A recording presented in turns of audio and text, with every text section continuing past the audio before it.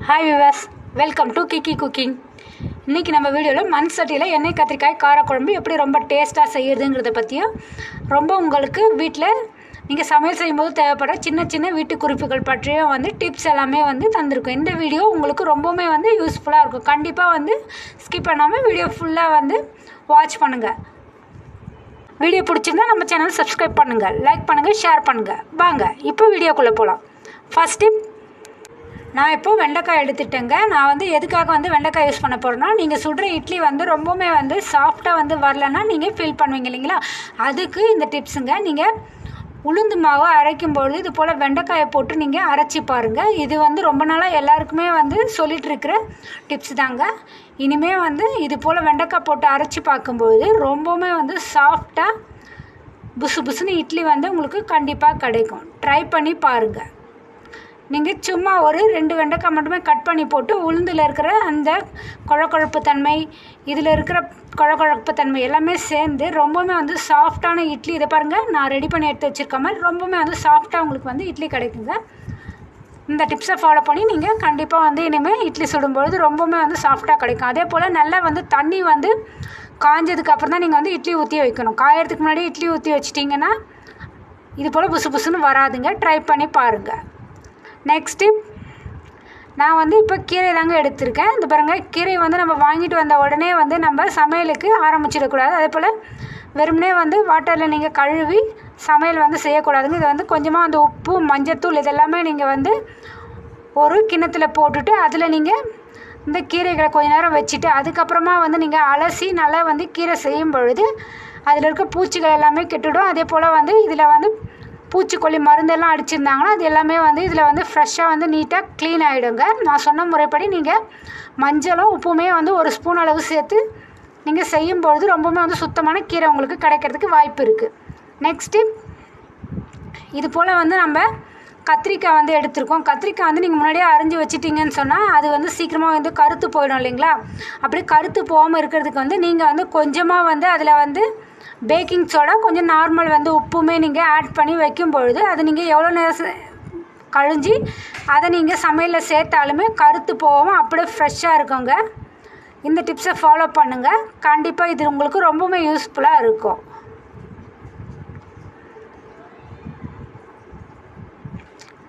Sometimes சாம்பார்லலாம் நம்ம சீக்கிரமாகவே அரிஞ்சிட்டோன்னா அது காரல் தன்மையும் இருக்கிறதுக்கு வாய்ப்பு இருக்குது.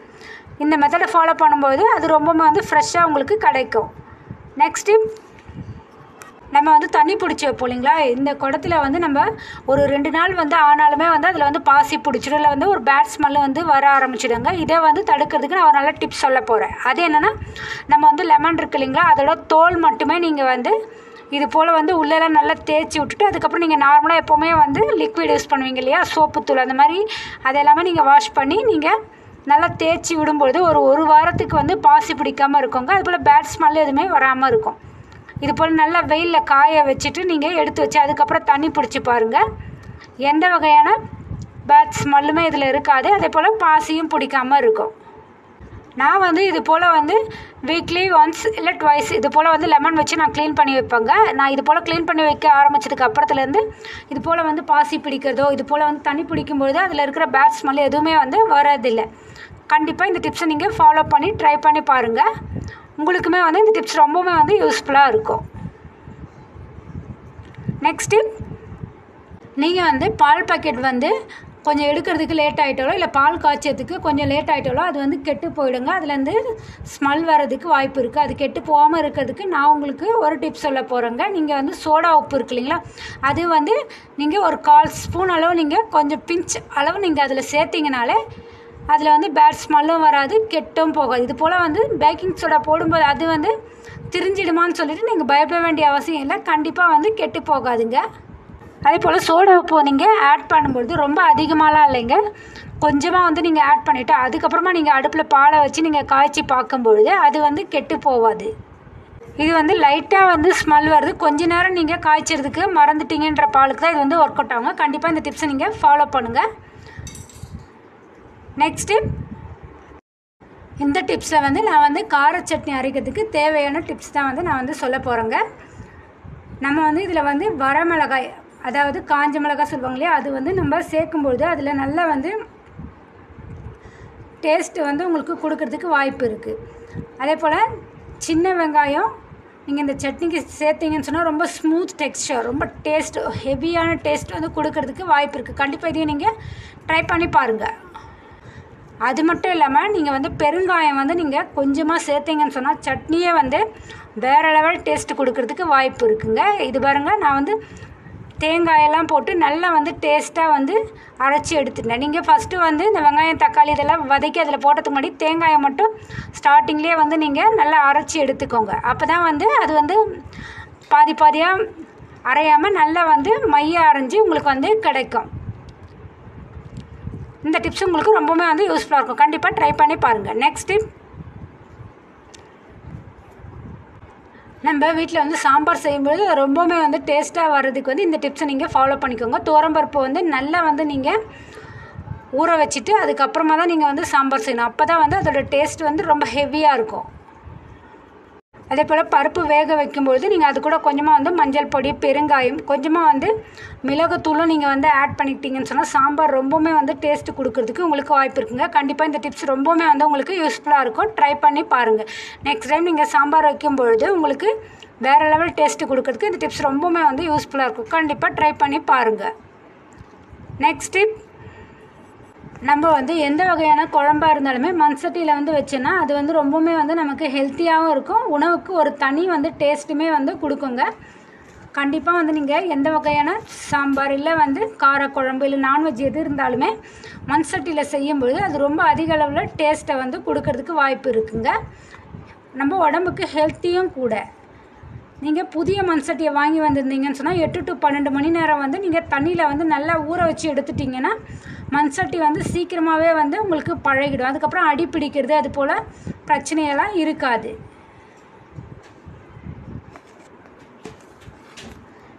கண்டிப்பாக இந்த டிப்ஸை நீங்கள் ஃபாலோ பண்ணுங்கள்.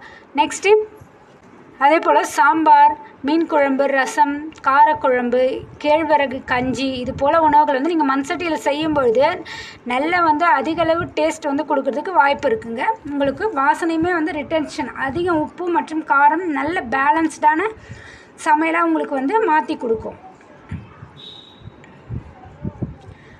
சமைச்சதுமே வந்து சூடாக இருக்கும் மண் சட்டியை வந்து நீங்கள் உடனே வந்து கழுவாதீங்க. அப்படி கழுவும் போது அது வந்து சீக்கிரமாக உடையிறதுக்கு வாய்ப்பு இருக்குது. அது வந்து நல்லா குளிர்ந்ததுக்கு அப்புறமேட்டு தான் வந்து கழுவணும்.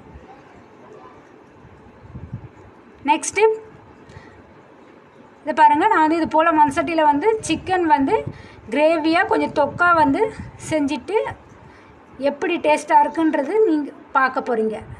இது போல் நம்ம சிக்கன்லாம் செய்யும்போது வந்து குறைஞ்சபட்சம் 30 நிமிஷம் நல்லா வந்து நம்ம வந்து மேரினேட் பண்ணி வச்சுடுங்க. நல்லா வந்து மஞ்சத்தூள்லாம் போட்டு நல்லா கழுவி எடுத்துகிட்டு இந்த சிக்கனை வந்து நல்லா வந்து நம்ம மசாலாலாம் தடவி நம்ம ஊற வச்சு எடுத்து வச்சிடணும்.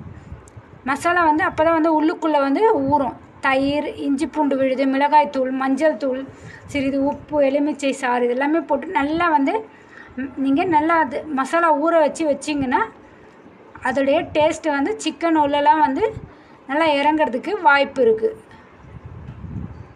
இப்படி செய்யப்பட சிக்கன் வந்து கொஞ்சம் வந்து புதினா, கொத்தமல்லி விழுது, காய்ந்த மிளகாய், கசகசா, கொஞ்சமாக வந்து மிளகு இதெல்லாம் வந்து நம்ம ஆட் பண்ணும்பொழுது ரொம்பவுமே வந்து ஸ்பைசி வந்து நல்ல அதிக ரிச் டேஸ்ட்டை வந்து உங்களுடைய சிக்கனுக்கு கொடுக்கறதுக்கு வாய்ப்பு இருக்குது. கண்டிப்பாக இதையும் நீங்கள் ட்ரை பண்ணி பாருங்கள்.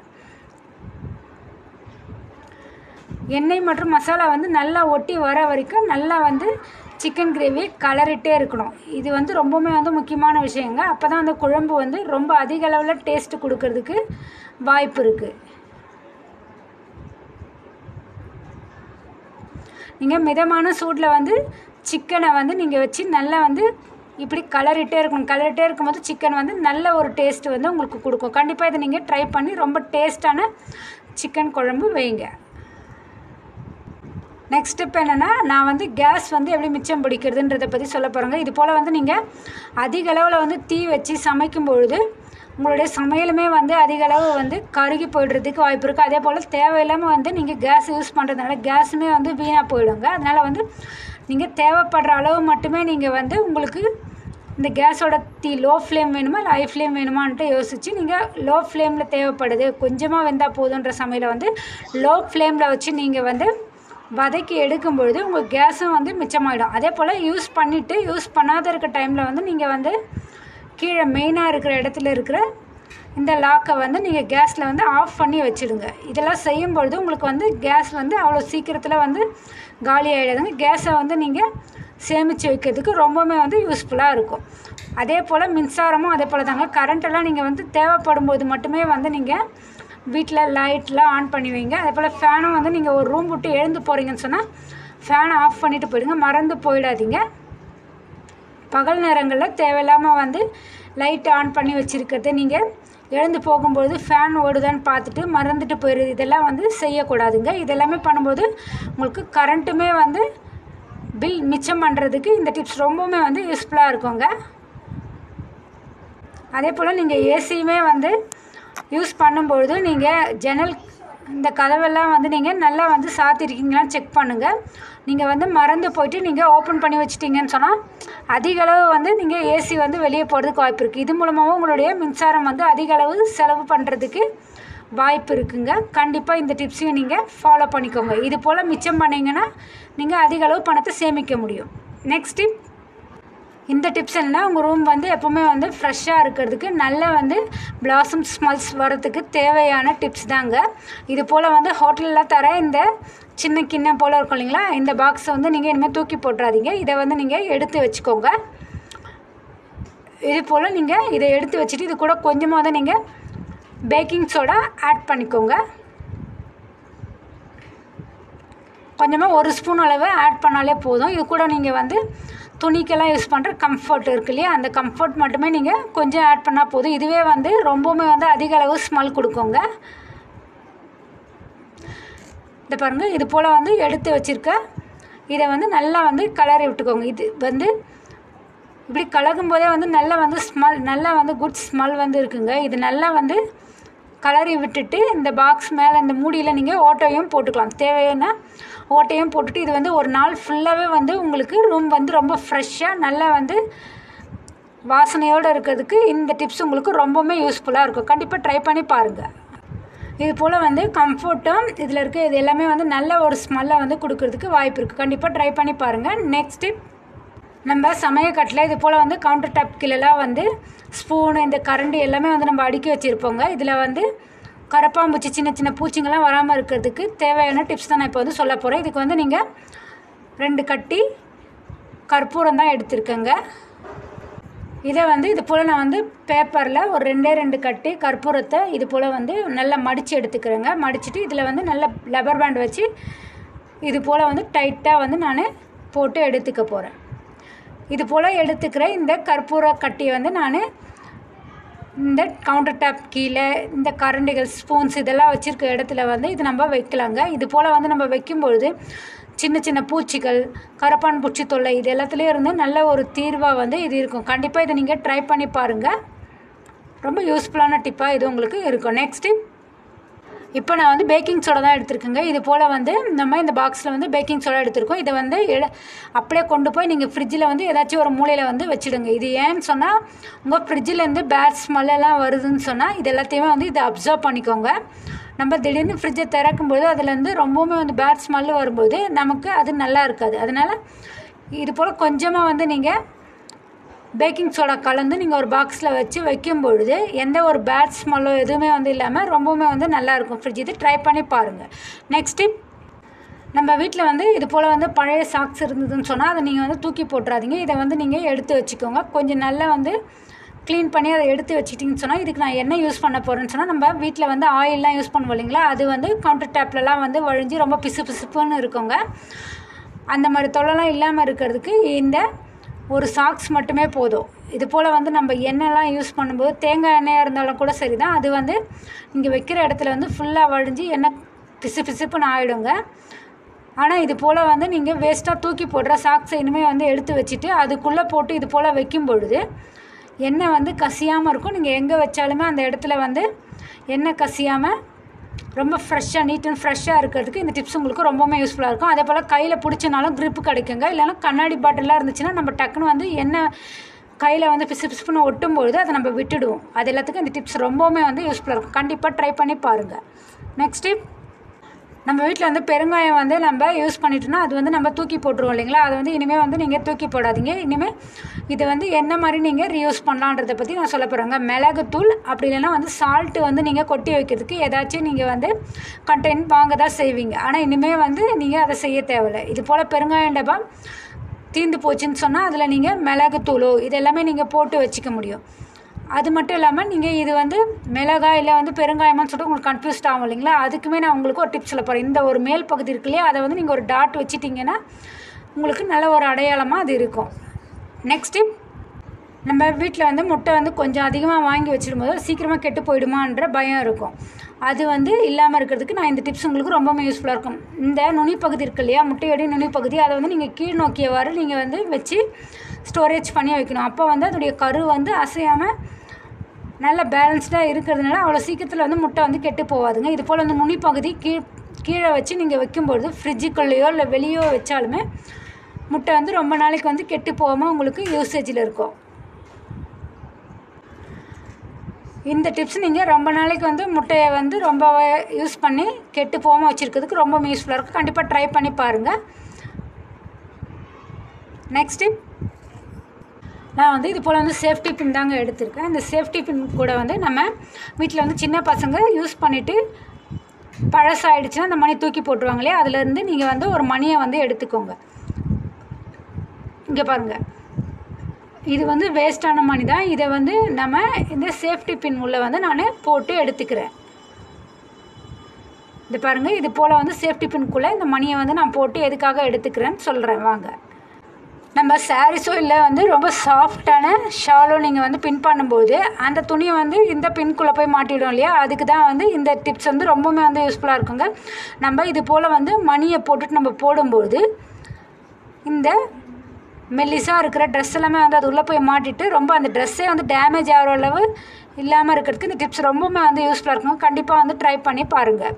நெக்ஸ்ட் டிப், நம்ம அப்பளம் வந்து பொரிச்சு எடுக்கும்போது அந்த எண்ணெயில் வந்து ஃபுல்லாகவே வந்து மாவு போல் கலந்து சீக்கிரமாக வந்து கருகி போய்டும் இல்லைங்களா, அது வராமல் இருக்கிறதுக்கு இந்த டிப்ஸை நான் வந்து சொல்ல போகிறேங்க.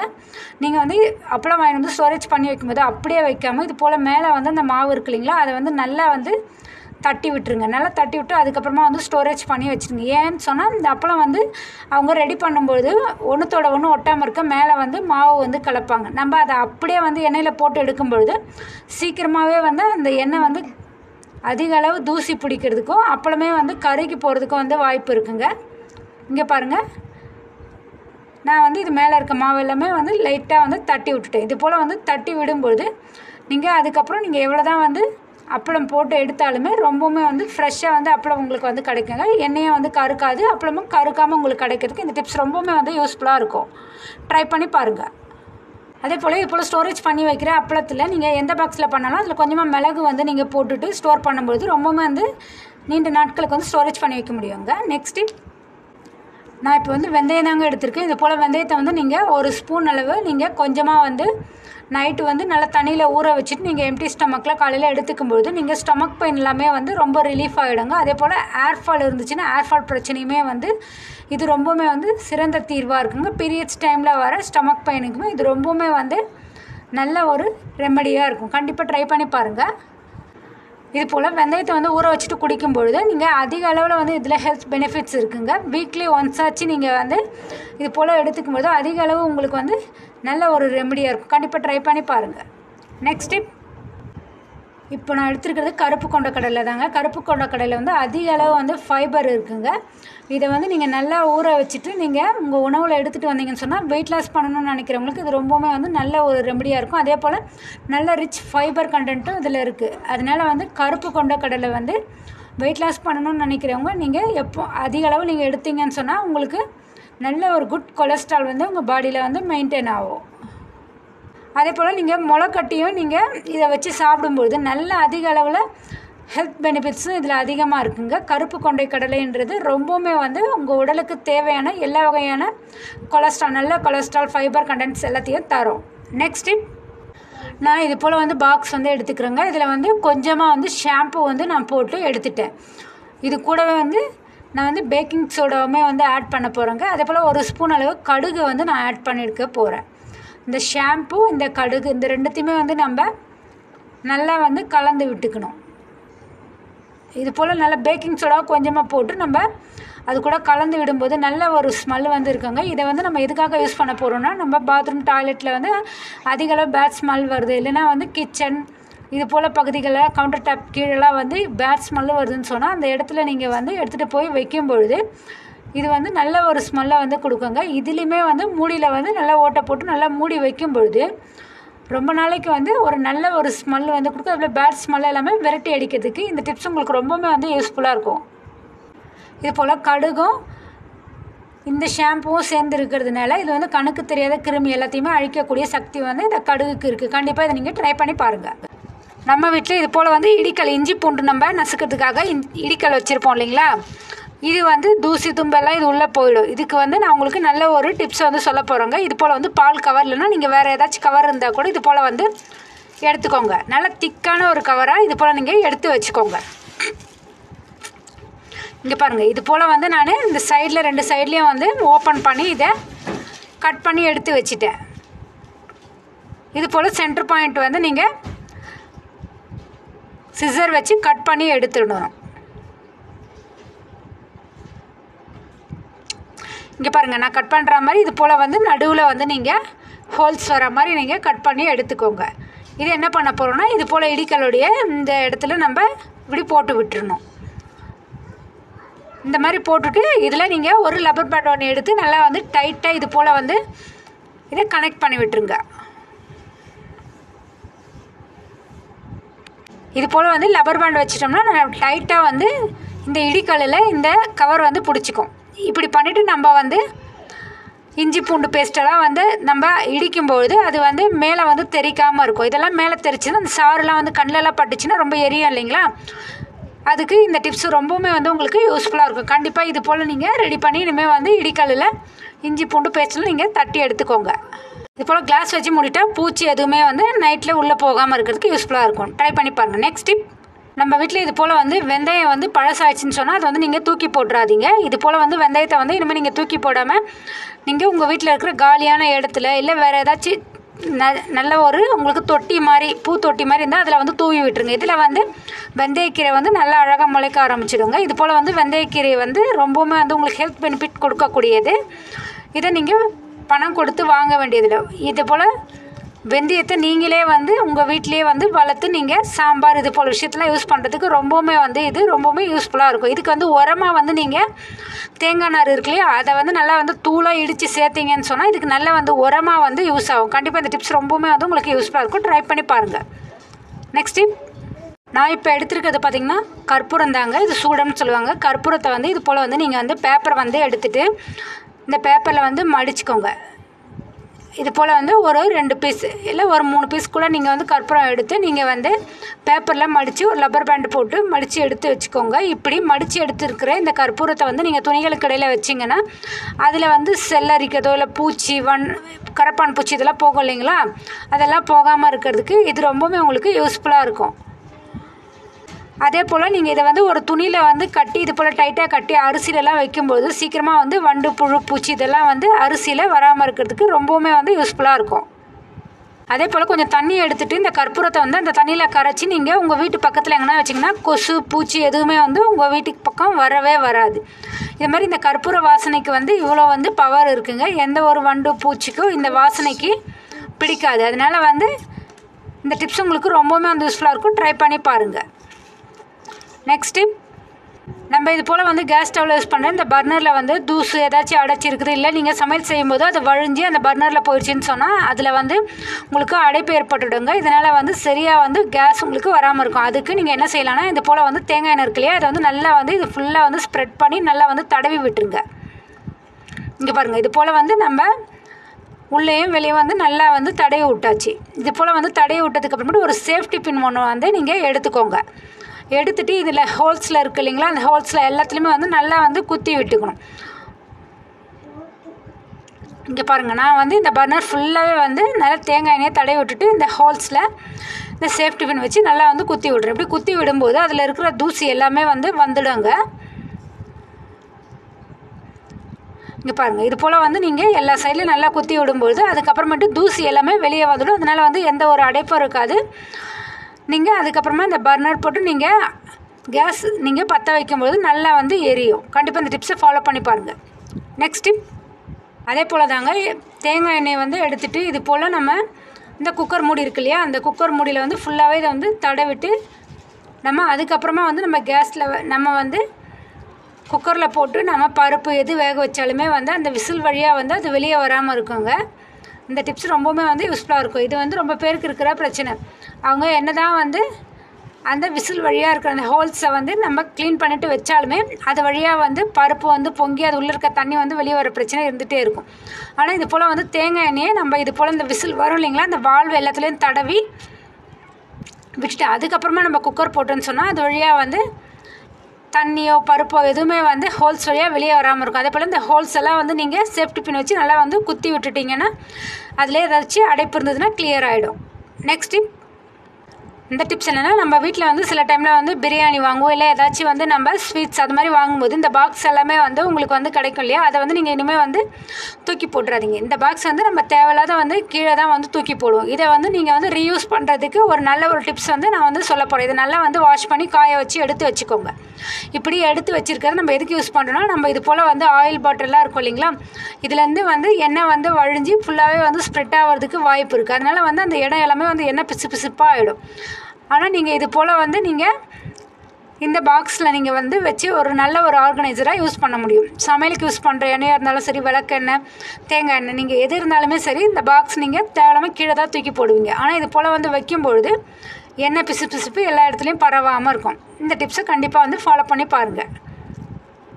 நெக்ஸ்ட் டிப், நம்ம வீட்டில் வந்து பீட்ரூட் வந்து செய்யும்பொழுது இது வந்து குழந்தைகள்லாம் வந்து எப்போவுமே வந்து இதை வந்து அவாய்ட் பண்ணிவிடுவாங்க. நிறைய பேர் வந்து பீட்ரூட்டே சாப்பிட மாட்டாங்க. ஆனால் பீட்ரூட்டில் வந்து ரத்த ஓட்டத்தை எல்லாம் வந்து சரி பண்ணக்கூடிய பவர் இருக்குங்க. நல்ல ரத்த அழுத்தத்தையுமே வந்து சரி பண்ணும். பெரியவங்களாக இருந்தாலும் சின்னவங்களாக இருந்தாலும் ரத்த அழுத்தத்தெல்லாம் அது வந்து சரி பண்ணுங்க.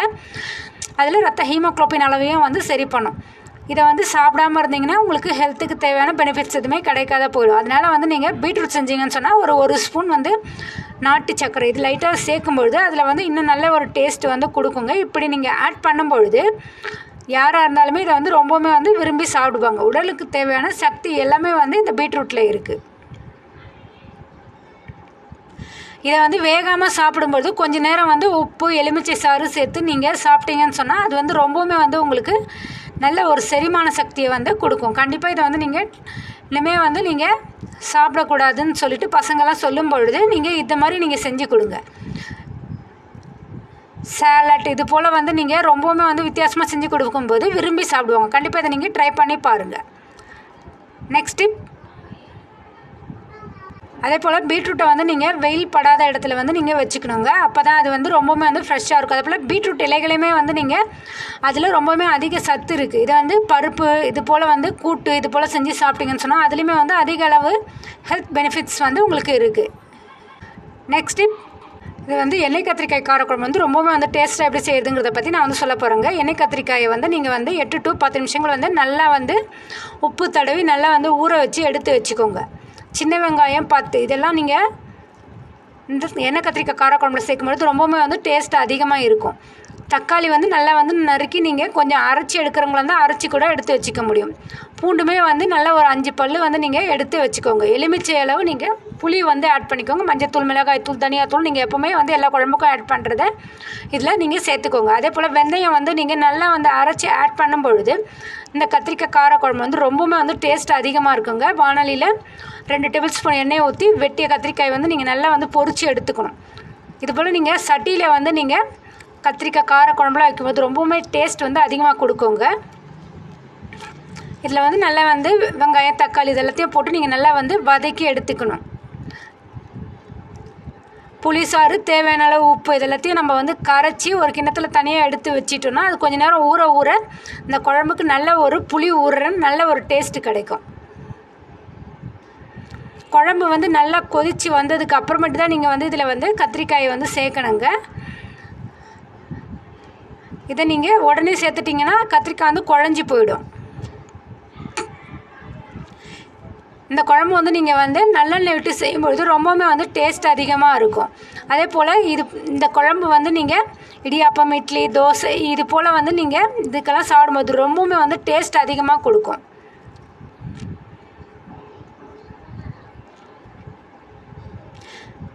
இங்கே பாருங்கள், நல்லா கொதி வந்ததும் அதுக்கப்புறமேட்டு வந்து நம்ம இந்த கத்திரிக்காயை ஆட் பண்ணும்பொழுது இது நல்லா வந்து எண்ணெயில் அந்த புளியில் நல்லா ஊறி டேஸ்ட்டு ரொம்ப அதிகமாக இருக்கும். இதுக்கு வந்து நம்ம பெரிய கத்திரிக்காயெலாம் நீங்கள் வாங்கிடக்கூடாதுங்க. ஒரு சின்ன சைஸ் கத்திரிக்காய் நீங்கள் வந்து வாங்கி வச்சுட்டு இது செய்யும்பொழுது ரொம்பவுமே வந்து நல்ல ரிச் டேஸ்ட்டை வந்து கொடுக்கும். கண்டிப்பாக இதை நீங்கள் ட்ரை பண்ணி பாருங்கள்.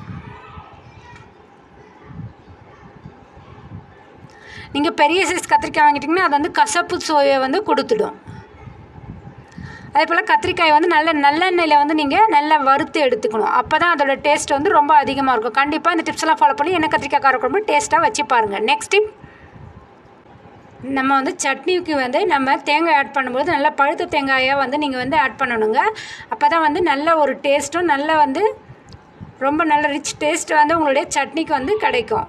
அதே போல் நீங்கள் இது போல் தேங்காய் சட்னி செய்யும்போது நீங்கள் வெறுமனே வந்து தேங்காய் மட்டும் போட்டு செய்யாமல் இஞ்சி, பூண்டு, ஜீரகம், பச்சை மிளகாய், இது போல் வந்து கடலைப்பருப்பு, உளுத்தம்பருப்பு இது எல்லாமே நீங்கள் சேர்த்து செய்யும்போது நல்லா வந்து டேஸ்ட் இன்னும் அதிகமாக கொடுக்கறதுக்கு வாய்ப்பு இருக்குது. கண்டிப்பாக இதை நீங்கள் ட்ரை பண்ணி பாருங்கள். அதே போல் தேங்காய் சட்னி செய்யும்போது நம்ம கொஞ்சமாக வந்து 1 ஸ்பூன் அளவு நீங்கள் கொஞ்சமாக இந்த தயிர் ஆட் பண்ணும்பொழுது அதோட டேஸ்ட் வந்து இன்னுமே வந்து அதிகமாக இருக்கும். கண்டிப்பாக இதை நீங்கள் ட்ரை பண்ணி பாருங்கள். இஞ்சியும் பூண்டும் நம்ம சேர்க்கும்பொழுது அதோடைய நல்ல ஒரு அரோமா டேஸ்ட் வந்து சட்னிக்கு சேரும்பொழுது ரொம்பவுமே வந்து டேஸ்ட் அதிகமாக இருக்கும். கொத்தமல்லியும் நீங்கள் வந்து கொஞ்சமாக வந்து நீங்கள் அதில் ஆட் பண்ணி அரைக்கும்பொழுது நல்ல ஒரு டேஸ்ட் வந்து உங்கள் சட்னிக்கு கிடைக்கும். கண்டிப்பாக ட்ரை பண்ணி பாருங்கள்.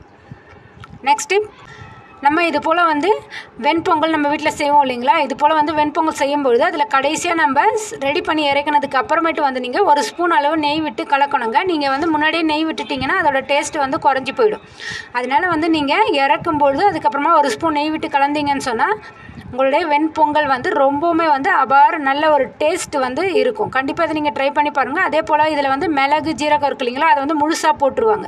இப்படி போடும்போது பசங்கள்லாம் வந்து தனியாக வந்து எடுத்து வச்சுருவாங்க. இப்படி ஆகாமல் இருக்கிறதுக்கு என்ன செய்யலாம்னா நீங்கள் கொஞ்சமாக வந்து நல்லா தட்டி அந்த மிளகு, ஜீரகம் இருக்கு இல்லைங்களா? அதை வந்து தட்டி அதுக்கப்புறம் ஆட் பண்ணும்போது அதோட டேஸ்ட் வந்து ஃபுல்லாகவே இந்த பொங்கல் ஃபுல்லாக கலந்து ரொம்ப அதிகமாக டேஸ்ட்டை வந்து பொங்கலுக்கு கொடுக்கும். கண்டிப்பாக வந்து இதை நீங்கள் ட்ரை பண்ணி பாருங்கள். நெக்ஸ்ட்டு, நம்ம இது போல் முட்டை வந்து நம்ம வேக வைக்கும்பொழுது அது வந்து உடஞ்சி வந்து வெடிப்பு விடாமல் இருக்கிறதுக்கு நம்ம 1 ஸ்பூன் அளவு கொஞ்சமாக கல்லுப்பு வந்து ஆட் பண்ணி நம்ம அதை வேக வச்சோம்னா அவ்வளோ சீக்கிரத்தில் வந்து உடஞ்சி போகாதுங்க. இந்த டிப்ஸை கண்டிப்பாக ஃபாலோ பண்ணுங்கள். நெக்ஸ்ட் டிப், இது போல் நம்ம முட்டை தொக்கோ இல்லைனா வந்து நம்ம நல்ல நான்வெஜ் நம்ம செய்யும்பொழுது அதில் வந்து நம்ம இஞ்சி பூண்டு போட்டு வதக்கும் இல்லைங்களா? அது வந்து அடி பிடிச்சிடும். இது போல் வந்து அடி பிடிக்கிற பிரச்சனை இல்லாமல் இருக்கிறதுக்கு என்ன செய்யலாம்னா நம்ம இஞ்சி பூண்டு பேஸ்ட்டு 1 ஸ்பூன் போடும்போது நம்ம கொஞ்சமாக வந்து உப்பு வந்து ஆட் பண்ணிட்டோன்னு சொன்னால் அடி பிடிச்சிடாமல் உங்களுக்கு வந்து இஞ்சி பூண்டு பேஸ்ட்டு அடி பிடிக்காமல் இருக்கிறதுக்கு இந்த டிப்ஸ் ரொம்பவுமே வந்து யூஸ்ஃபுல்லாக இருக்கும். கண்டிப்பாக இதை நீங்கள் ட்ரை பண்ணி பாருங்கள். இங்கே பாருங்கள், நான் வந்து உப்பு வந்து ஆட் பண்ணிவிட்டு இதில் இஞ்சி பூண்டு வந்து ஒட்டாமல் வர்றதுக்கு நான் வந்து இந்த டிப்ஸை ஃபாலோ பண்ணுறேன். அதனால் நீங்களுமே வந்து ஃபாலோ பண்ணுங்கள். நெக்ஸ்ட் டிப்,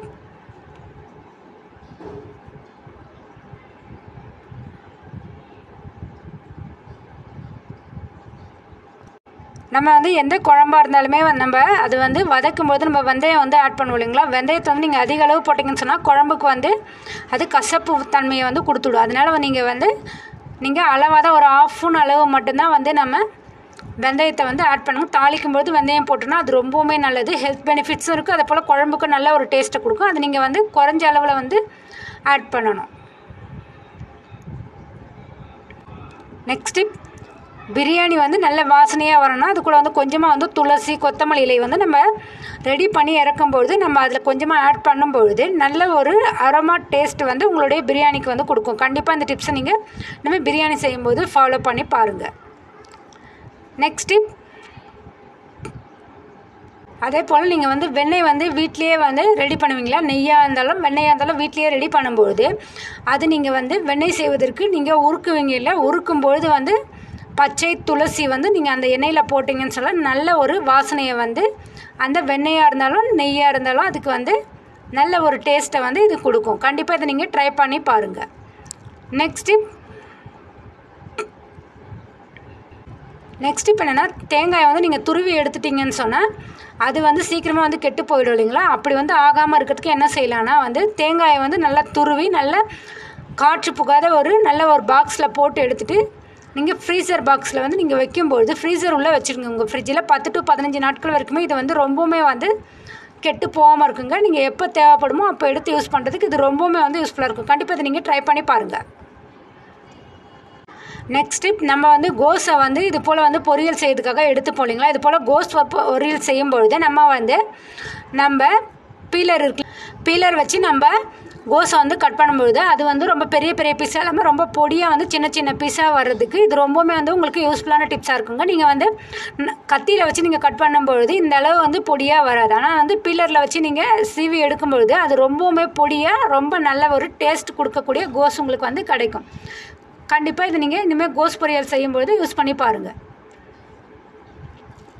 இது கூட வந்து வெங்காயம், பச்சை மிளகாய் இது எல்லாத்தையும் வந்து முதல்லையே நீங்கள் வதக்கி எடுத்துகிட்டு அதுக்கப்புறம் நல்லா வந்து கோஸை வந்து நீங்கள் இதில் போட்டு எடுத்தீங்கன்னு சொன்னால் ரொம்பவுமே டேஸ்ட் வந்து அதிகமாக கொடுக்கும். அதே போல் கோஸ் பொரியலில் வந்து நீங்கள் இஞ்சி, ஜீரகம் இது சேர்த்து நீங்கள் நல்லா விழுதாக அரைச்சி எடுத்து ஆட் பண்ணும்பொழுது அதில் வந்து பச்சை வாசனை வந்து இல்லாமல் இருக்குங்க. ரொம்ப பேர் வந்து பச்சை வாசனையோடையே இருக்குன்னு சொல்லிட்டு ஃபீல் பண்ணுவீங்க. இனிமேல் வந்து நீங்கள் இஞ்சி, ஜீரகம் இது ரெண்டுத்தையும் நீங்கள் வந்து தேங்காய் வந்து அரைச்சி போடுவீங்களா, அது கூடவே வந்து விழுதாக அரைச்சி போட்டுக்கிட்டிங்கன்னா ரொம்பவுமே வந்து டேஸ்ட்டையும் கொடுக்கும். அதே போல் பச்சை வாசனையும் இல்லாமல் கோஸ் பொரியல் உங்களுக்கு வந்து கிடைக்கும். தண்ணி வந்து இதில் நீங்கள் வந்து ரொம்ப அதிக அளவுலாம் ஆட் பண்ணிடக்கூடாது. தண்ணியெல்லாம் ஆட் பண்ணிங்கன்னா கூட்டு போல் வந்து சொதன்னு ஆகிடும். இது ஆல்ரெடி வந்து தண்ணி ஒரு உணவு தான், அது வந்து தானாகவே வந்து தண்ணி விடும். அதனால் வந்து நீங்கள் கொஞ்சமாக வந்து தண்ணி லைட்டாக தெளித்து ஆட் பண்ணாலே போதும். கடைசியில் வந்து நீங்கள் கொஞ்சமாக வந்து வறுத்த உளுத்தம் பருப்பு நீங்கள் நல்லா பொடியாக அரைச்சி நீங்கள் ஆட் பண்ணும்போது ரொம்ப டேஸ்ட்டை வந்து உங்களுடைய கோஸ் பொரியலுக்கு கொடுக்கறதுக்கு வாய்ப்பு இருக்குது. கண்டிப்பாக அதை நீங்கள் ட்ரை பண்ணி பாருங்கள்.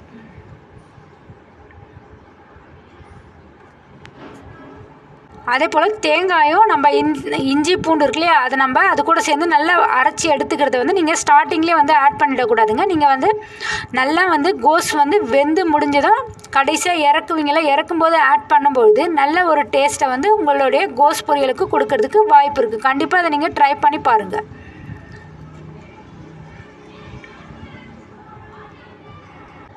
அதே போல் பச்சை மிளகாய் வந்து நீங்கள் ஆட் பண்ணலாம். சிலர் வந்து காஞ்ச மிளகாய் ஆட் பண்ணுவாங்க, அதுவும் ஆட் பண்ணலாம். ஆனால் வந்து நீங்கள் பச்சை மிளகாய் வந்து நீங்கள் கொஞ்சமாக மிளகுத்தூள் ஆட் பண்ணும்போது அதோட ஸ்பைசி டச் வந்து ரொம்ப வேறு லெவலில் உங்களுக்கு அதிக அளவில் டேஸ்ட் கொடுக்கறதுக்கு வாய்ப்பு இருக்குது. கண்டிப்பாக இதை நீங்கள் ட்ரை பண்ணி பாருங்கள். தேங்காய் எண்ணெய் டேஸ்ட்டு பிடிச்சவங்க வந்து கோஸ் கூட கொஞ்சம் லாஸ்ட்டு வந்து நீங்கள் 1 ஸ்பூன் அளவு தேங்காய் எண்ணெய் ஆட் பண்ணும்பொழுது அது ரொம்பவுமே வந்து நல்ல ஒரு டேஸ்ட்டை வந்து கொடுக்கும். கண்டிப்பாக இதை நீங்கள் ட்ரை பண்ணி பாருங்கள். அதே போல் நம்ம தோசைக்கு மாவு ஊற்றும்போது ஒன்றோட ஒன்று ஒட்டாமல் வர்றதுக்கு என்ன செய்யலாம்னா வெங்காயத்தை வந்து நல்லா வந்து தேய்ச்சி விட்டுட்டு நீங்கள் அதோட சரியான வெப்பநிலை வரும்போது அதிக தீ இருந்தாலும் இல்லை தீயே இல்லைனாலுமே வந்து தோசை வந்து ஒட்டிக்கோங்க. அதனால் வந்து நீங்கள் கொஞ்சமாக தண்ணி தெளிச்சிட்டு கூட நீங்கள் வந்து அதோடைய வெப்பத்தை சரியான நிலையில் வச்சுட்டு அதுக்கப்புறமா நீங்கள் தோசை ஊற்றுனீங்கன்னு சொன்னால் தோசை வந்து ஒட்டாமல் ரொம்ப முருகலாக உங்களுக்கு நல்ல ஒரு டேஸ்ட்டான தோசை கிடைக்கிறதுக்கு வாய்ப்பு இருக்குது. இந்த டிப்ஸை நீங்கள் கண்டிப்பாக வந்து ட்ரை பண்ணி பாருங்கள்.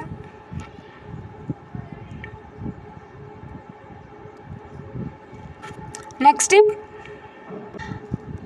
இதுவுமே வந்து கோஸ் பொரியல் சம்மந்தமானது. கோஸ் பொரியலுக்கு வந்து நம்ம வந்து தேங்காய் ஆட் பண்ணுவோம் இல்லைங்களா, சில டைமில் வந்து தேங்காய் வந்து உங்கள் வீட்டில் இல்லைன்ற கண்டிஷன் வரும்போது நீங்கள் என்ன செய்யலான்றது வந்து நான் சொல்ல போகிறேங்க. அது என்னென்னா, நம்ம இது கூட வந்து தேங்காய் இல்லைன்னு சொன்னால் நீங்கள் கவலைப்பட தேவையில்லை. இது உள்ள பொட்டுக்கடலை இருக்குது இல்லைங்களா, பொட்டுக்கடலையும் நீங்கள் தேங்காய்க்கு பதில் அரைச்சி ஆட் பண்ணும்பொழுது கோஸ் பொரியல் வந்து அதிக நல்ல ஒரு டேஸ்ட்டை வந்து கொடுக்கும்.